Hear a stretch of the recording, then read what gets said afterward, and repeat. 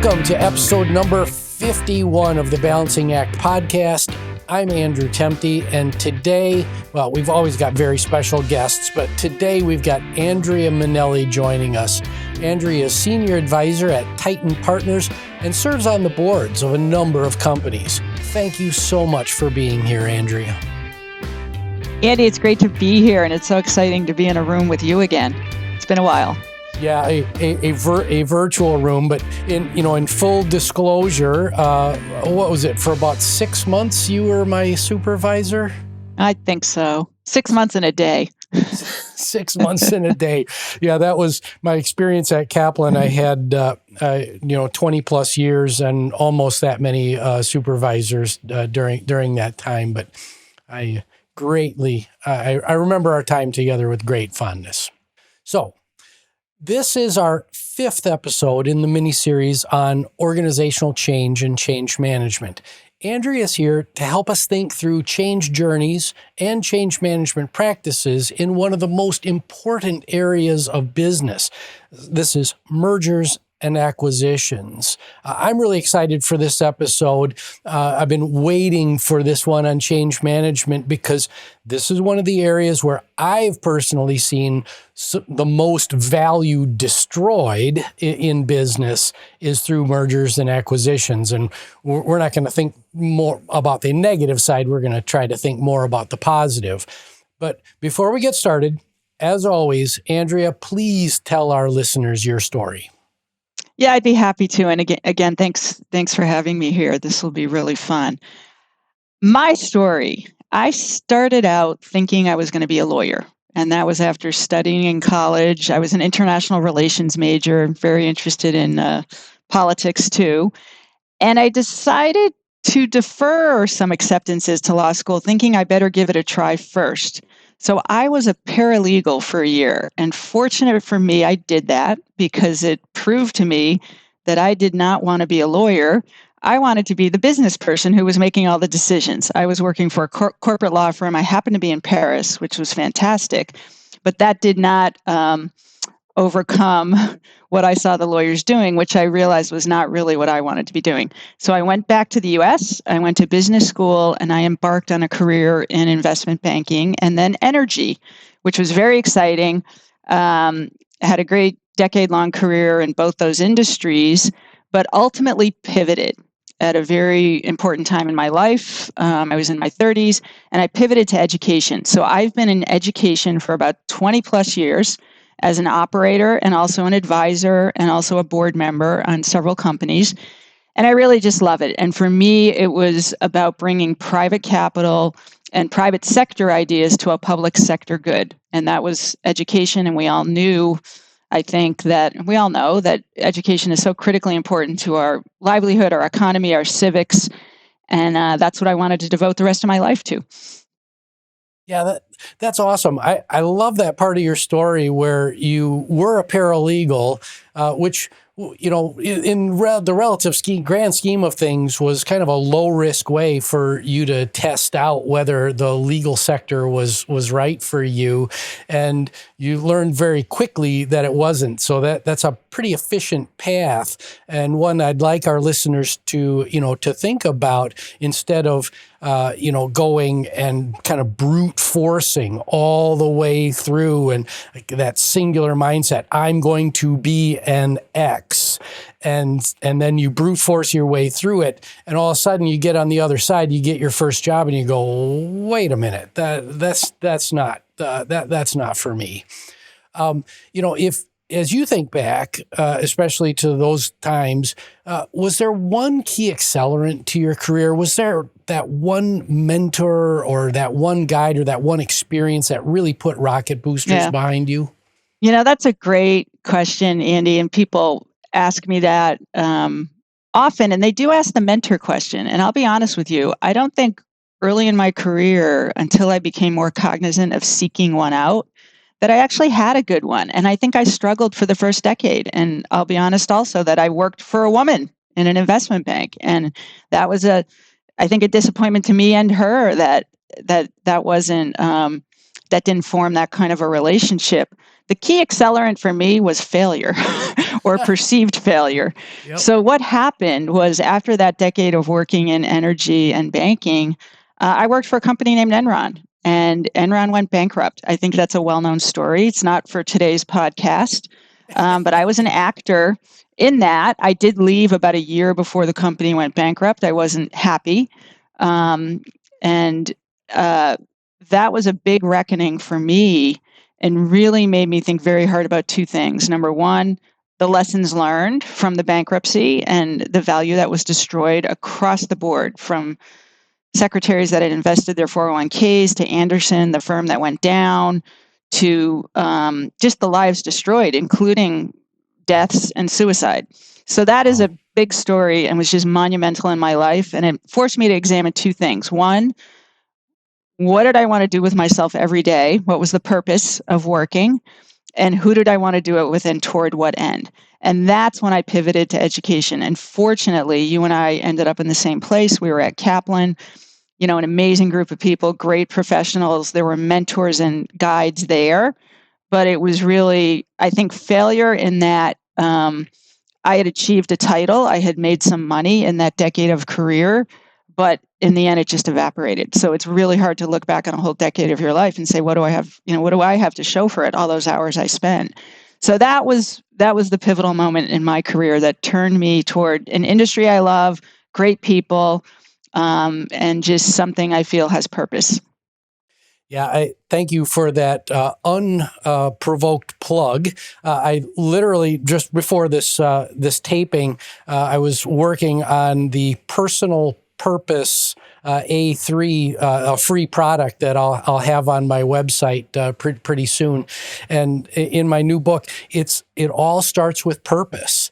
And for you to learn that at an early age like that, and to pivot and to determine what that purpose was, kudos to you. There are so many people that go through their lives and don't align their personal and professional purposes. So, big thumbs up. The main topic today is change, but I think we need to do a little bit more of a setup. Can you help our listeners understand what a company like Tyton Partners does, and a brief primer on the role of private equity? Sure. And I know for many, and even for me for many years, private equity, venture capital, these terms have this aura and mystique around them.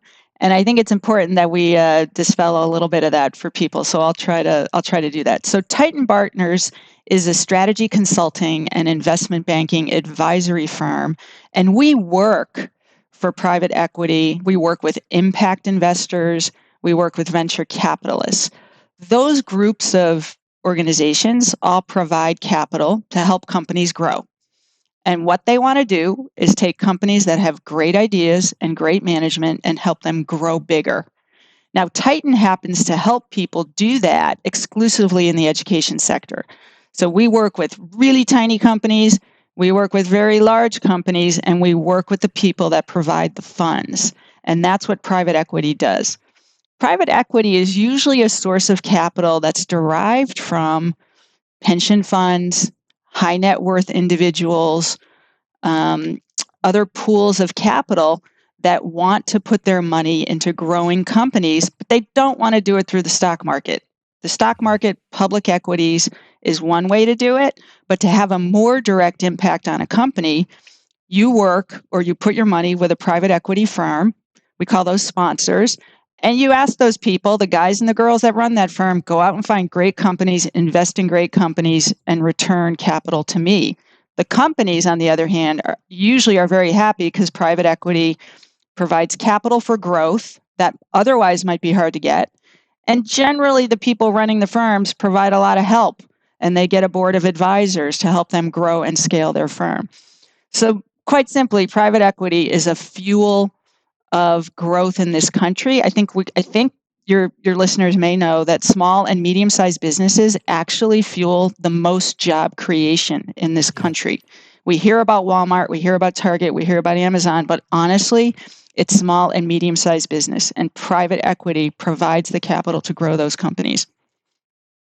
So a little bit off script here, but how do you dispel the myth, and I do believe it's a myth, that money through private equity is somehow free and and there are these endless pools of money. There are a lot of people that run businesses that compete with other businesses that are private equity funded, and it's like, oh my goodness, they just have so much capital behind them.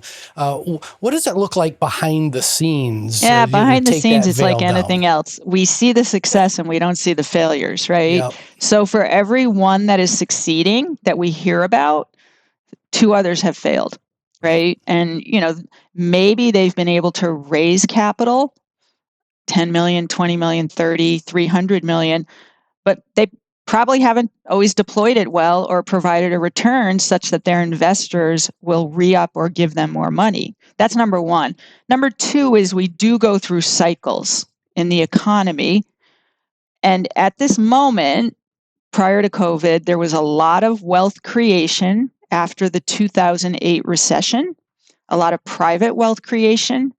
A lot of it is aging baby boomers. So it is fair to say that this decade there has been a fair amount of capital looking for alternative forms of investment, and private equity is one form to put your money into if you're a high net worth individual, if you're a pension fund, if you're a college endowment. Right, right. So at the top of the podcast, we were talking about purpose, your personal purpose. When Tyton leadership sits down, what is their purpose? How does Tyton add value to the national and global economy? Yeah, that's a great question. And we try to talk about that a lot. We feel like, on the one hand, you could say, well, we're involved in the education sector. We are helping to fuel great companies and services that promote, that upskill and train people, that help K-12, that help higher ed. But I think that's a little lame, honestly. And we have to dig for a deeper purpose. And we at Tyton pride ourselves on working with companies that are mission driven, but also know they need a margin to be sustainable. Right? There is no free lunch. Yep. Philanthropy has a role everywhere, but a lot of our job is helping companies provide great outcomes. So we're very outcome driven. We like to work with companies that are outcome driven, and outcomes mean providing people with a skill, a degree, some training for an affordable price that helps them advance their life and their career. I'll be honest, it doesn't always happen. We do have a wide array of clients. Not all are successful. There are some assignments, that we try to help people with their purpose and mission. But that's how we feel like that we're advancing the economy. We're doing a little bit of good, but also making sure it's sustainable. And the advice and counsel we provide often helps people with their strategy, but it also helps them raise capital. Yeah, thanks also for that, that sustainability thread. I talk a lot about, cash flow matters. A lot of people have grown up in this world where the stock market always goes up. They've never seen a downturn, and capital is again somehow free, but it's not. And at some point, the piper needs to be paid, and cash flow needs to be generated. So thank you for reinforcing that lesson for us. So let's get into change and change management. Can you recall an example or two from your career when a major change event occurred and the potential impact of change on the humans involved really wasn't contemplated in advance? And, what were the ramifications of that? Yeah, boy. This is just, I think, as you and I both know from the battle scars of acquisitions, the human side is the hardest side to get right. And we can push numbers and, do the analyses, strategic fit, pro forma, internal rate of return, and it all looks great on paper. And then, whoops, there's humans involved, right? Right. tapping human potential is what makes businesses great. And it's very difficult in mergers and acquisitions to do that. So 2 specific experiences. One, when I was managing an acquisition, we acquired a company in another country. The country was India. And, you know, we had done our due diligence. We felt there had been some trips to go and discuss with the employees there, how things were going to work. And then it all had to happen. And this was before Zoom and remote interaction was just de rigueur. And, it was the early days of technology development. And so it was a tech company that we had acquired. I'm telling you, Andy, that was really difficult, and we kind of failed. And you may know the incident I'm talking about. And it was at 2 levels. One, I think it's really hard to anticipate, especially when you cross borders, the cultural differences. Sometimes that's even hard in the United States. You and I both were part of transactions where, we're living up in the North, we acquired companies in the South, and just things are different. People are different. Companies are different. Values are different. And that really matters when you're putting 2 companies together. So take a cross-border exercise, even though we all spoke the Queen's English or some version of it, just completely different page about how to talk about goals and mission and compensation and shared accountability. So that was really hard on both sides. And I think there was a lot of frustration. I think for my US employees, something I knew too, and it was affected our Indian employees as well, was just the cost of international travel and the toll it takes when you're trying to get your job done. And just the larger picture, making sure people have the time to devote to an acquisition. This was unusual because it was so far away. We always underestimate that, right? So that's example number 1. I would call that the cultural fit issue. The second was I was a board member, and we built a company, and it turned into a great company. And then we knew we had to exit, and found a great buyer. And as a board member, I was actually not part of the selling process, but I wasn't sure what totally what the intent of this buyer was. And you always have to you can't anticipate what a buyer is going to do sometimes, right? I mean, you can legislate some of it in the agreements, but in this case, I don't think any of us saw this. The buyer did shut down a whole office of about 200 people and just relocate, move the operation elsewhere. And that's what they were entitled to do. And I don't think the CEO, who had spent his career, good part of his career building, even though received the monetary value, very well rewarded for what he had created, was ready for the emotional, and even me as a board member, the emotional blow of, wow, that's we call it the creative destruction of capitalism, right? I mean, that is what that buyer ultimately saw value in, and consolidating operations, and those things happen. But the human side of it, just because we knew the employees, and that's a different situation than, hey, I got another job for you, or I just want you to do something different, right? So that was it was a blow even to that area where that got shut down. So we have to be ready for those things, right? Mentally, and as leaders, it's always difficult because when you sell, you often don't know exactly what's going to happen. Yeah. No, you just brought back some very distinct memories that I have, and emotions from making decisions like that, to shut down an office, to move a company.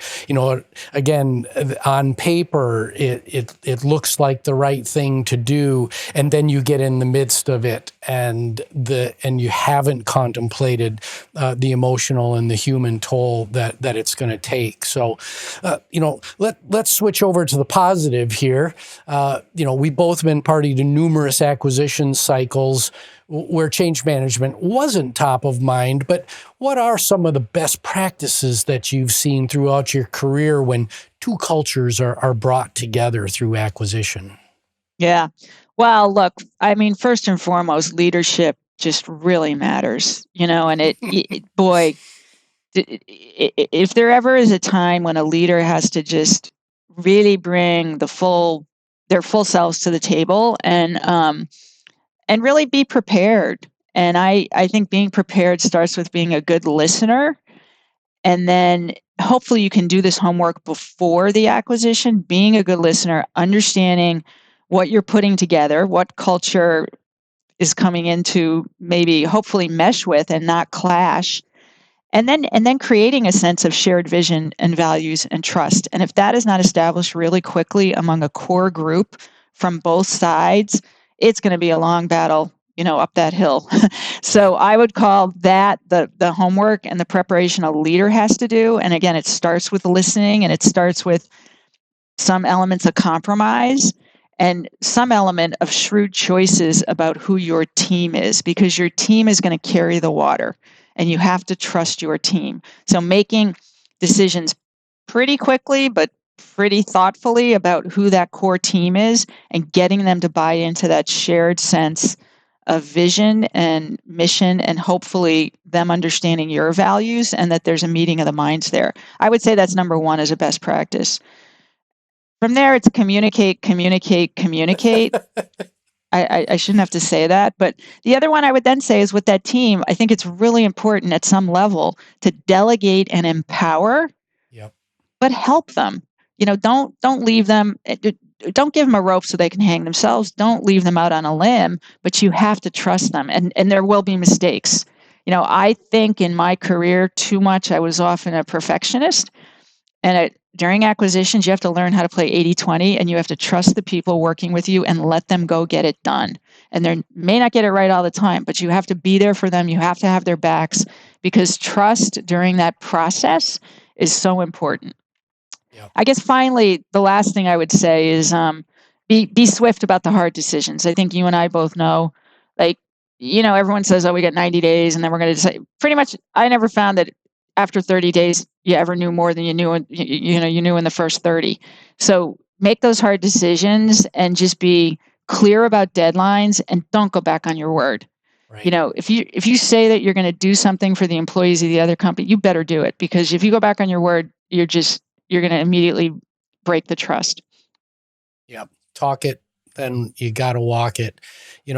On this podcast, we talk a lot about skills and reskilling, and you in those best practices that you just mentioned, there were some specific skills that were embedded there. And my next two questions center around skill and skill development. The first one is you're a leadership team and you're contemplating some big change, some big acquisition, but it's down the road a little bit. What skills do you work to weave into your employee base before the change happens to set everybody up for success? Yeah, I thought this was a great question, because so many organizations probably aren't thinking that way. I mean, if you are private equity owned, it's more customary that they may provide the capital to fuel you, or through growth, through acquisition. But this happens with strategic companies as well. You and I worked for a strategic company that was very Yep. acquisitive, as well as being focused on organic growth. So I think we were fortunate in that regard. So what I would say is it's very important to acclimate your top people, really everyone, to having a growth mindset. I know this is a buzzword these days, but I really believe it's important both at school and in our work lives to have a growth mindset. What is a growth mindset? Being open-minded, being a constant learner, being adaptable to change, recognizing that nothing stays the same. We don't know it all. We're all learners. And I think taking the air out of a sense of hierarchy, and as a leader, engaging with people and showing your own vulnerabilities and what you don't know, and saying, let's all engage in this together. We all need to be learners, because the world is going to change and we need to be ready for change. Then if their job title changes, if you ask them to do something out of their wheelhouse, or that they're just more prepared for that. And I think this is a hard thing to teach and coach. I hope in what you're doing and this next chapter of your career, that coaching leadership teams to develop that growth mindset is super critical. It's just really critical. Yeah, I agree that the growth mindset is, this overused buzzword. But when you start to unpack it, like you just did very, very eloquently, all of these, supportive skills fall out of that explanation. Things like vulnerability, which is absolutely essential to helping to establish trust within and across teams. So, thank you so much for that. Let's move the question back to the C-suite. So, what skills do leaders of that company need to invest in to ensure that they're ready for that major change event? One of the things that I find that they don't, certainly when I went to business school, they never did a good job with this. And I'm not sure throughout my career if there was ever enough of this.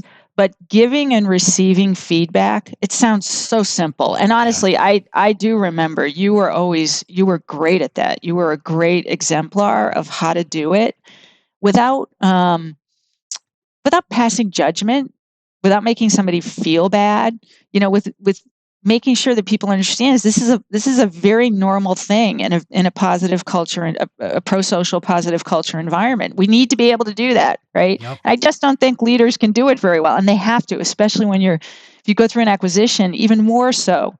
You're going to be acclimating to people who are new that maybe the trust isn't there, right? Yep. So that is a skill that we can practice. We can learn that. The second thing is I think understanding and appreciating diverse voices and work styles that are not your own. I think Mm-hmm. too often we hire in our own likeness because it's easy, Yep. because the people that speak the way we speak. And I'll give you a small example. I had a guy who worked for me. I use sports analogies. I would call us a team, and I would say, "Okay, come on, team." And I'm the manager, and you guys are you're the infield or whatever. He finally came up to me and said, "This team stuff. I'm not a team player. I don't like it. I'm a marathon runner. Could you just stop using those analogies? And oh, by the way, I'm an introvert." And he handed me a book called Quiet. And I read some of that book, and I was like, wow, the whole way I had been approaching this guy, he was different than me, Yeah. right? And was not great. And I learned a lot. And so I think coaching, especially senior leaders, on how to invite and include diverse viewpoints and work styles that are not like theirs is critically important. Yeah. And those are coachable, learnable skills, hardcore skills.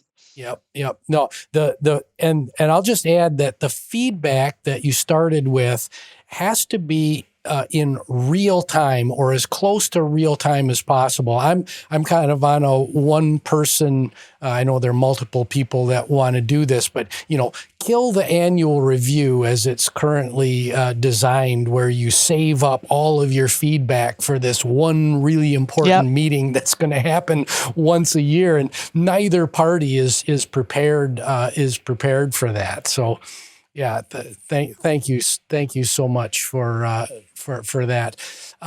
Now, my last question for you today, as we get close to our time, is: you've got a new college graduate or an individual that's interested in the field of M&A as a career changer.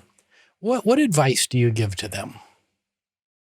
Yeah, that was so much, but I'll try to keep it relatively simple here. But I think where I would start, and again, not to focus too much on the negative, but to really educate or for this person to really be mindful that for the most part, acquisitions fail more than they succeed, right? Yep. And while it is super exciting when it works, and it is a very, very intellectually and rewarding field, it's not as easy as it all sounds, right? And just be mindful that what we just said, we're talking about livelihoods, we're talking about companies, we're talking about all the positives that can happen when there's a great merger or an acquisition, but there can also, a lot of stuff can go wrong.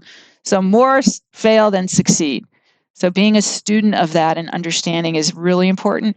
I think the second thing I would say is, the hardcore skills are very important. I didn't even talk about those with the managers because I think those are not the most important. And I would say that to somebody going in is, yes, you have to understand the numbers, and there are a lot of numbers and there's a lot of strategy, but in the end, people will make or break a deal.